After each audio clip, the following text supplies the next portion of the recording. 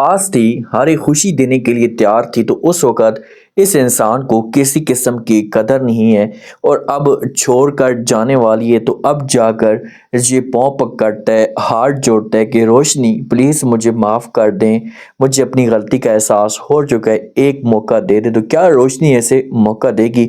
जिस हिसाब से रोशनी के साथ ज़्यादतियाँ की जाती हैं, सारे के सारे ख़ानदान वाले मिलकर रोशनी को तकलीफ़ देते हैं, तो उसके बाद रोशनी इतनी ख़राब हो जाती है कि इसे अब हमेशा के लिए सख्ती की हालत में चली जाती है। और डॉक्टर हसार जो होते हैं इसे वार्निंग भी जारी कर देते हैं कि बहुत ही कम चांस है इसके बचने के, अब हम इसके बारे में कुछ भी नहीं कह सकते। तो तब जाकर हमारे जो वकार को इस बात का एहसास होता है और ये भाग कर रोशनी के पास आकर बैठ जाता है और ये माफ़ी मांगना शुरू कर देता है। बार बार बात करते हैं, रोशनी का हाथ पकड़ते कि रोशनी मुझे अपनी गलती का एहसास हो चुका है, मैंने बहुत नाइंसाफ़ियाँ की हैं आपके साथ, इस बार में अब जाकर मुझे पता चला, बस एक मौका मुझे दे दें, एक जो चांस मुझे दे दें, मैं आपको यकीन के साथ कहता हूँ कि मैं कभी भी आपको जो वो तकलीफ़ नहीं दूंगा, कभी भी आपकी आंखों के अंदर आंसू नहीं लाऊंगा। अब रोशनी सुन नहीं रही होती।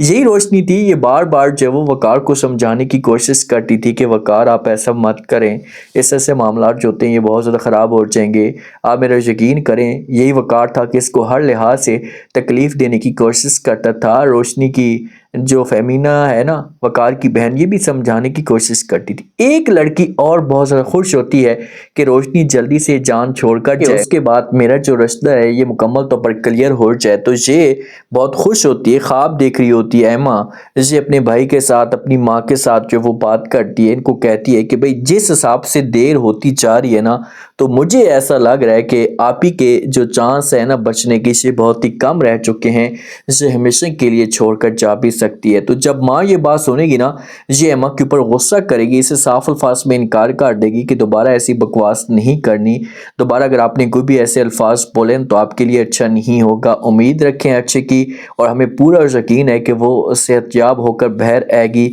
और उससे किसी किस्म की कोई भी प्रॉब्लम नहीं होगी। लेकिन एमा तो नहीं चाहती, वो तो चाहती कि ये मरे, मेरे लिए जो मामलात क्लियर हो जाए। फमीना का जो हस्बैंड होता है ना, ये बहुत ज़्यादा खुश होता है। साकिब ये चाहता है कि भाई जो वो दुश्मन होते हैं अब इसके साथ आकर बात करते और कहते हैं कि जब दुश्मन एक इस हालत में हो या इस पोजीशन में हो ना, तो दुश्मन को भी ये पोजीशन देकर आखिरकार जो वो तरस आ ही जाता है। अचानक से रोशनी की धड़कन तेज होना शुरू हो जाती है, इमरजेंसी के अंदर घंटी बजना शुरू हो जाती है, नर्स भाग कर आती है, वकार भी आकर बैठ जाता है। अब वकार को एक उम्मीद जो है ना, ये ख़त्म होना शुरू हो जाएगी कि भाई रोशनी हमेशा के लिए जा चुकी है, लेकिन रोशनी इसे छोड़कर नहीं जाएगी।